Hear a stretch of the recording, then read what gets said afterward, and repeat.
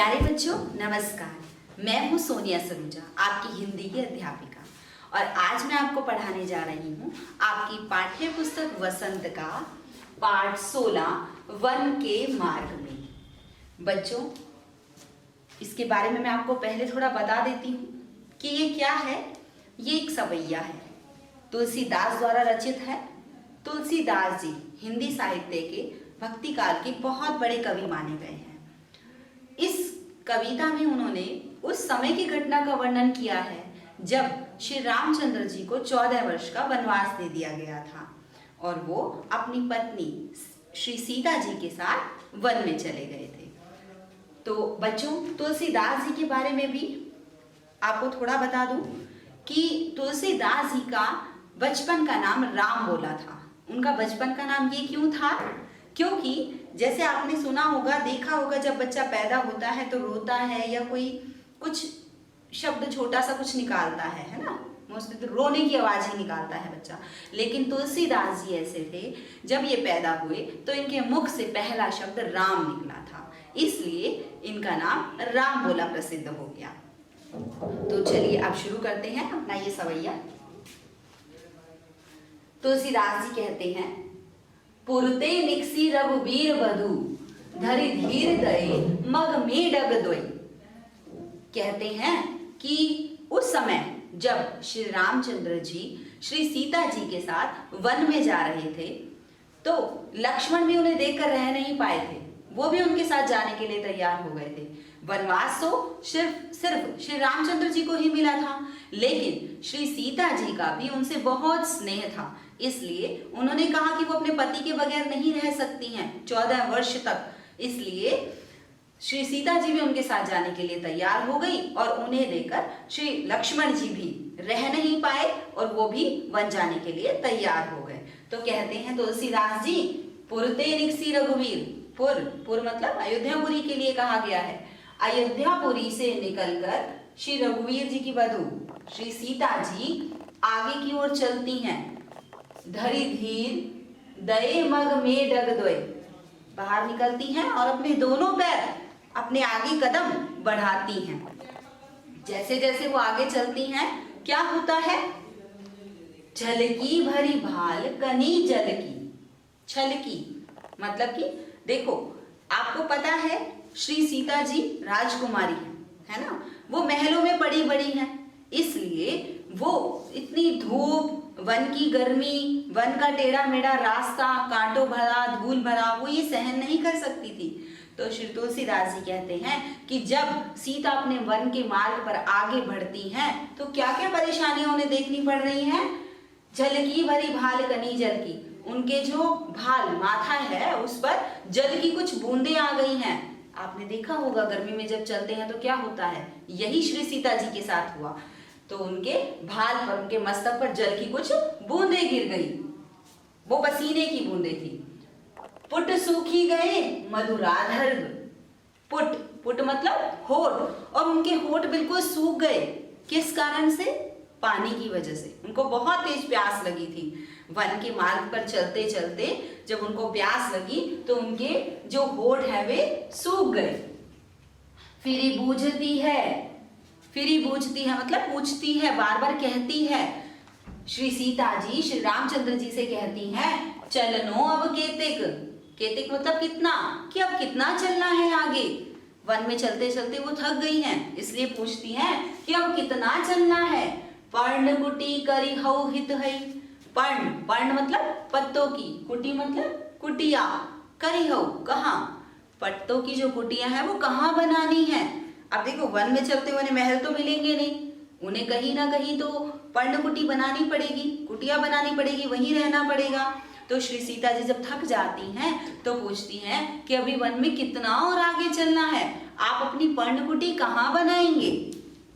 तब श्री रामचंद्र जी देखते हैं, सुनते हैं उसकी, और उसकी मन की बात समझ जाते हैं। क्या कहते हैं? त्यकी लखी आतुरता पिए की, त्यकी अपनी पत्नी की, आतुरता मतलब ये व्याकुलता, बेचैनी, अपनी पत्नी की ऐसी बेचैनी देखकर अखियां अति चारू चली जल की, जो उनकी चारों आंखें हैं ना, चारों मतलब बहुत सुंदर, जो श्री रामचंद्र जी की सुंदर आंखें हैं वो जल से भर आई।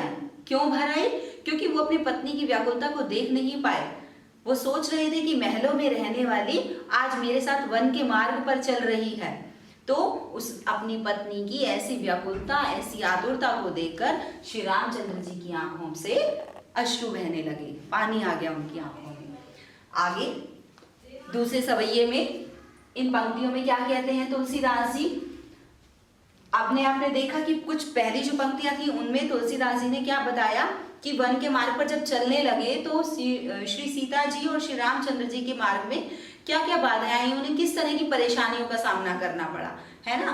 अब आप इन पंक्तियों में सुनेंगे कि राम का सीता के प्रति कितना स्नेह है। श्री रामचंद्र जी श्री सीता जी से कितना स्नेह करते हैं।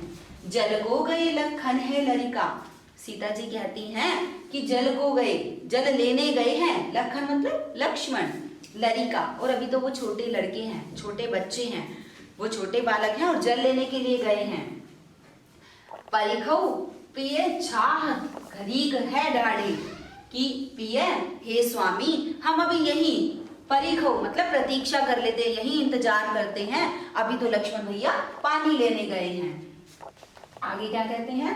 पोछी पसौ ब्यारी करौ, पोछी पसौ, पोछी मतलब पोछना, पसेव मतलब पसीना जो शरीर पर आ गया है चलने के कारण, गर्मी के कारण, कि इतने मैं आपका पसीना पोंछ देती हूँ और ब्यारी करऊं, और आप पे ठंडी ठंडी हवा कर देती हूँ। ऐसा क्यों कह रही है सीता?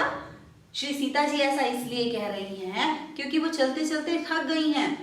थकान के कारण अपने पति से, श्री रामचंद्र जी से कह रही हैं कि आप थोड़ा विश्राम यहीं कर लीजिए जब तक लक्ष्मण भैया पानी लेकर आते हैं, तब तक मैं आपका पसीना पोंछ देती हूँ और आप पे ठंडी ठंडी हवा कर देती हूँ। अरुपाए पखारे हो भू भूरी डाढ़े, और क्या करती हूँ कि आपके गरम रेत में, भूभूरी रही डाढ़े, क्या गरम रेत में चलने के कारण आपके पांव जल गए हैं, तो उन्हें क्या करती हूँ? पखारे हूँ, उन्हें ठंडे ठंडे पानी से मैं पखार देती हूँ, धो देती हूँ। तो श्री सीता जी देखो कितना स्नेह इन पंक्तियों में प्रदर्शित हो रहा है कि श्री सीता जी रामचंद्र जी से और रामचंद्र जी श्री सीता जी से बहुत स्नेह करते हैं, इसलिए दोनों की आतुरता और व्याकुलता दोनों एक दूसरे को देख नहीं पा रहे हैं। तो कहती हैं आपका पसीना पोंछ देती हूँ, ठंडी हवा कर देती हूँ, और क्या करती हूँ? आपके जो गर्म रेत में चलने के कारण पांव जल गए हैं उनको ठंडे ठंडे पानी से धो देती हूँ। आगे कहते हैं तुलसी रघुबीर प्रिया सम जानी कई, बैठी विलंब लऊ कंटक गाढ़े। तुलसीदास जी कहते हैं रघुबीर जी समझ गए अपनी प्रिया की, श्री सीता जी की बात समझ गए, और क्या किया उन्होंने? बैठ गई थोड़ी देर के लिए, विलंब थोड़ी देर के लिए विश्राम करने लगे, लव कंटक गाढ़ी, और अपने पैरों के कांटे वो निकालने लगे, क्योंकि श्री सीता जी को भी आराम चाहिए था। इस तरह से दोनों बैठ गए और श्री रघुवीर जी कांटे निकालने लगे। जानकी नाह को लेह लख्यो, जानकी नाह कौन है? नाह मतलब स्वामी, जानकी जी के नाथ कौन है? श्री रामचंद्र जी। श्री रामचंद्र जी को नेह लख्यो, उनका प्रेम देखकर श्री सीता जी को देख रहे हैं वो। पुलकौ तनी, क्या हुआ फिर? उसको देखने के बाद उनका पुलक, पुलक मतलब शरीर, तनु मतलब शरीर, पुलकौ, पुलकौ मतलब आनंदित हो गया। ऐसा देखकर श्री सीता जी का स्नेह, जैसे श्री रामचंद्र जी ने श्री सीता जी को देखा तो क्या हुआ? उनका शरीर पुलकित हो गया, बारी विलोचन बाड़े, और उनकी आंखों से प्रेम के आंसू बहने लगे। तो ये था श्री रामचंद्र जी का श्री सीता जी के प्रति स्नेह, जो कि तुलसीदास जी ने अपनी इन पंक्तियों में उजागर किया है। तो बच्चों, ये थी हमारी, आपने घर में देखा होगा कि रामायण में, श्री सुंदरकांड में कुछ ऐसी चौपाइयाँ, छंद, सवैये बहुत मिलते हैं, तो आप उनको पढ़िए, आपको श्री रामचरितमानस का ज्ञान होगा, कुछ रामायण से संबंधित पंक्तियों का ज्ञान होगा। तो बच्चों, ये था हमारा पाठ 16 वन के मार्ग में। आशा करती हूँ आपको यह पाठ समझ में आ गया होगा।